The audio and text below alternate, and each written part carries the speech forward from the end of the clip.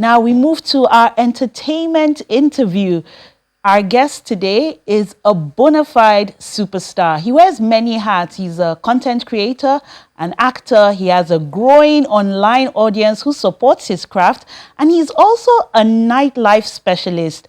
Join me in welcoming Yemoli to Rubbin Minds. Welcome. Thank you for having me. So amazing to be here. Well, happy to have you here. So tell us, how was this rise to fame? What's the journey been like going into the entertainment sector here in Nigeria? First off, I have to say it has not been easy, but thankful for growth. I mean, I started from one state to another. As a matter of fact, that, you know, at some point in life, tilted towards so many, you know, forms of entertainment. Started Like? off as I started off majorly as a content creator. Okay. You know. And to be honest, not like I had a particular interest into content creating, because when I was in school, I was doing majorly events.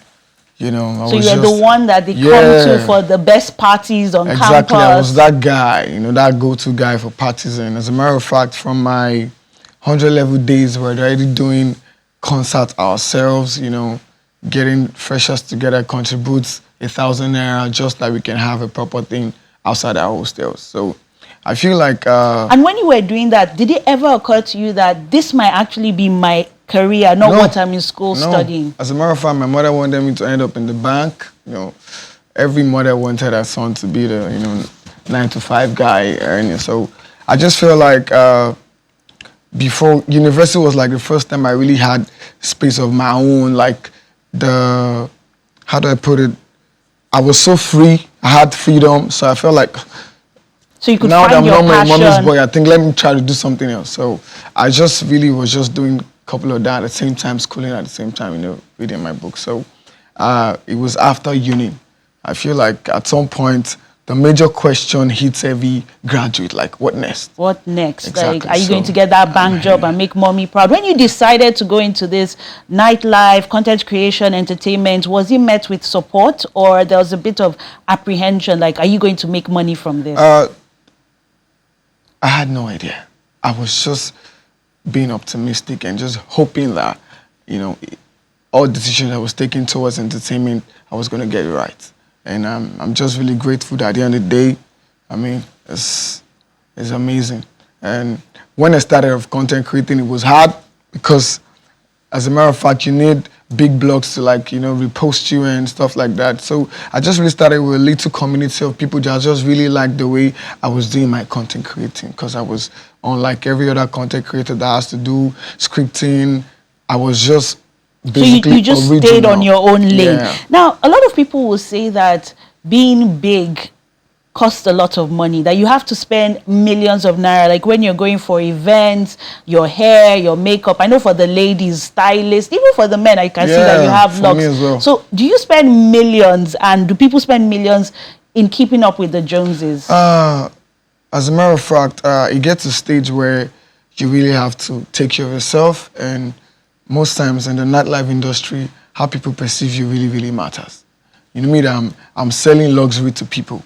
So it doesn't mean you have to pull up in a G-Wagon, for example? Yeah, not necessarily G-Wagon, but I mean, be presentable. I mean, let them see you, let them see reasons why they have to come to your space to do what they have to do. You know, you don't have to make people feel like you're leeching or they're doing you a favor. Make it seem like you're rendering a service to them. So I'm a kind of person that takes self-care seriously, and I naturally like to look good. So it was just pretty much very easy for me to, like, you know, be able to match up. But whether I'm doing entertainment or I'm not doing entertainment, I love to, like, you know, take care of myself, wear good stuff. In this industry, will you subscribe to the belief that you have to fake it till you make it? So maybe you can't afford a certain lifestyle, you're faking it, or you're chasing clout till you get there. Is that something you've ever done, and do you see your colleagues doing that? I don't really think it's fake it to you, because you can fake it and still never make it. So I see it as investing or putting in work into your growth. If you see taking a Prado to an event as being fake, even if I don't want a Prado, if I decide to appear in a Prado simply means I'm renting it because I want to appear at that event in a Prado. I'm not faking it. I'm trying to live up to the standard where I want people to see me. But if you take a picture next to the Prado and you post it, don't people assume that, okay, he has made it, that's his new car? It's a picture. It becomes foul play when there's a caption to it that says, maybe vibing in my new Prado or something like that. Take a picture in the cool Prado, post it on your page with a nice caption, you're gone. You're not telling anybody it's my Prado. As a matter of fact, we have rental services. So I feel like a lot of people fake it to the make it, but me, it doesn't work for me. I just put in work. What about the clout chasing? It depends on your career. Some people need clout to be up there. As a matter of fact, the influencing game comes with, it's a game of engagement. And we already know the way the industry works. You need a lot of engagement to stay up there as an influencer. Just few people who are so lucky to have a preserved brand that doesn't have to grow on clout. But a lot of people really have to ride on that wave. That's why many times I don't be judging people that, leave. It depends on the product and what you're benefiting from it. But I feel like it doesn't make sense if you're building on clout and it's not sustainable. So the end justifies the means. Exactly. As long as the end result is perfect and is on your advantage. Now let's look at this nightlife scenario. Say Lagos, for example, and I can say a few other cities, Abuja, maybe your Kano, your Owerri, your Port Harcourt. They have big nightlife scenes there. Yeah. But is that where it ends? Is there a viable industry across Nigeria for the nightlife? Yeah, of course. I feel like the narrative I'm pushing and my approach towards the nightlife industry is I'm trying to institutionalize it. Like a lot of people feel like the nightlife is just where people go sit down. It's an industry of its own. We have a team of DJs, team of hype men, team of dancers, team of waiters, concierge, PRs. So it's a total industry on its own. So I feel like Lagos is the major market because of the standard that we have placed in Lagos. I've traveled outside the country and I can tell you that in the nightlife scene, Lagos is one, to stand for. And we're really, really, You think it's comparable to other cities across the world? As a matter of fact, we have amazing clubs like Bayrock. Bayrock is of so much standard that can compete anywhere in the world. So, yeah. So your work, is it focused alone in Lagos, or do you have plans to expand it beyond Lagos and other cities? As a matter of fact, I get club appearances everywhere in Lagos, even outside Lagos, outside Nigeria, Ghana, Kenya, UK. I have a couple of club tours coming up in America too towards summer. So people just like the vibe I bring to the nightlife scene. If I'm in the club, you can barely know that I'm even working because I'm having maximum for myself. So it's beyond Lagos. As a matter of fact, it's global. So I know there are some people watching this and thinking, you know what, there's a career for me in nightlife. And they're seeing the end result. But we all know there's the behind the scenes. Yes. And in making it in an industry as competitive as the nightlife, I know a lot of people have seen, as we like to say, shege. They've seen the worst part of it in coming to it. So what advice do you have for them? And what are the days, what is it like on the days when things are not popping? First off, I feel like every career has its own constraints and the major disadvantages of every business. The nightlife is very, very crucial. As a matter of fact, people have been doing nightlife 20, 30, 50 years before I got into the game. So the approach which you're giving to the business is going to determine how well you're going to grow in it. I'm less than 5 years in this, and I can tell you that my growth has been so massive because I was pretty much intentional about it, and at some point I had to drop other parts of my career. I wasn't doing much of influencing, and I focused majorly on it. Would you say that you had some, big brothers, big sisters that helped you up some? No. So you've made it all on your own? My big brother and my own big sister and my own. I started off nightlife as a baller, which simply means I patronized the market, And while I was patronizing, I was sensitizing myself as well. Okay, this place I'm sitting down spending some couple of millions, drinking, having fun. Then I realized that this is not a sustainable work for me. I don't expect myself to pack all my money that I've saved up during the influencing days for years and bring it to the club to spend it in the night or a week. So I made the decision that this path where I'm spending money, I need to make money from it. Like, I realized So it was that an investment. exactly. It wasn't just loud. So I realized that when I'm in a space, someone else's club, and I'm having fun, I'm just posting on my socials, and people are like, "Hey, Millie, where's that? Where's that club?" Then I give them the name. In about 30 minutes, the club is full. So I just realized that I think I'm actually adding value, a lot of value to this space, apart from spending from the club. People are here because of me. So I think let me just monetize it and let me see how they can turn up for me. And I started doing a few parties in the club and it was booming. I was like, okay. What would you say has been the biggest lesson in this journey from starting in university to making it a career on its own? I feel the first thing, you need to take the risk. There's some certain decisions that you make at some point in your life that you might feel like, am I making the mistake of my life? But I feel like if you don't try it, you will not even know if you're going to make it from it. So I see myself as a major risk taker. I take risks a lot. And I take consequences of my actions. I'm like, so have there been times where you've spent a lot of money, invested in something, done a party, and then it's flopped?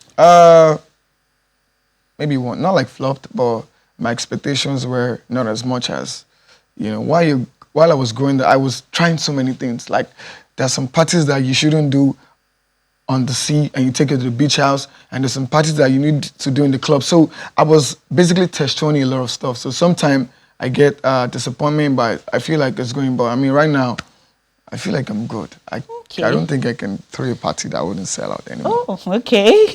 But what would you say about friends in this industry? You said you don't have any big brother or big sister, no godfather that helped you or godmother. But do you have friends? And yes, I have. Actually, I have a partner. His name is Cubana White Lion. We sort of have the same approach to the business and we're like mine. So he's majorly my partner in the nightlife scene. I don't think I have any major godfather. I mean, I had people that spoken to me about the business. I have places I've worked like Cubana, but majorly I've been doing my thing myself. And with God, yes, God is the ultimate backup for everything we do in life. So now let's move to your acting. I think the last time I saw you on screen was in Gangs of Lagos, and it was a non-speaking role. Were you aware of that? Yeah, it was. How were you? How was that performance like? First off, it was shocking when I got the job. I mean, I got the message from the director herself, which is Jado Shiberu, and she was just like, "Hi, Emi. I've been watching you for a couple of months now. And I'm shooting a big movie soon, and I think I have a fantastic role for you." I was like, wow. I mean, in some part of me, I did the whole acting career for like 3 years because it was really competitive, and I really wasn't ready to waste my resources in that scene. I'm like, okay. So for her to have called me, I'm like, okay, I'm ready to take up the challenge. And when I read the script, it was like a complete opposite of my personality. Like, I'm a very active person, so I'm expected to play a cool killer, like the coolest guy in the gangs that rarely talks. He only wants to like shoot and kill. Okay. My weapon in the scene could let you know that I was a deer killer. So just by your presence, you were able to communicate so much. We're going to go on a quick break on Rubbin Minds. Don't go anywhere. Welcome back to Rubbin Minds. Just before the break, I had a conversation with Yemo Lee. We looked at nightlife, we looked at acting, and of course his rise in influencing. But I believe I've saved the best for the last, Yemo Lee, because I know that you've been posting your love life on social media. How has that been? I don't know. I'm indifferent about it, but so the haters are not coming, the babes are not sliding into the DMs. You're okay with that? It's part of the business, and I just have to be myself through it. And just, as a matter of fact, it has been challenging because at some point, my fan base was majorly females, and you know how the industry can be. But I'm like, I wasn't ashamed of it, and was that your decision, or your babe was like, no, you have to put me out there? I feel like stay in the back. It boils down to matching energy. She liked it, so I had to like. Even at the expense of losing some of your fan base. I didn't mind. Wow. What would you say has been the biggest advice for you or lesson in avoiding scandals? Because we know in this industry there's a lot of name dropping, there's a lot of fakeness, people spending money in clubs, and you sit here, they've not even paid, and they're big names. So how have you been able to avoid scandal? I'm a very, very careful person, and I try as much as possible not to do more than myself. I mean, I buy what I can afford, I drink what I can afford, and I make sure that I do not owe bills. In the nightlife industry, it's crazy when you owe too much, and so I make sure I'm a very contented person, and I just want to stay in my lane and do my thing. So I don't go for other people's property. I don't chase other people's girls. It's all it's the other way around for me. So And have you ever had people, big names, that they just ride on their reputation, and at the end of the day they are owing, they're not paying? It's crazy. I feel like the debt part of it is unavoidable in the business. As a matter of fact, it's part of the business. Because nightlife is crazy. Someone that is owing last month can have money next month and pay back. So we just find a way to really manage it. But for me to avoid the scandals, I make sure that I just stay in my lane and stay contented. I mean, people are looking for the slightest thing to put you out there to drag you. So before you want to drag me, I don't cut the rope. So you probably don't have chances to do that for me. And finally, what next can we expect from you? I'm going back into the acting scene.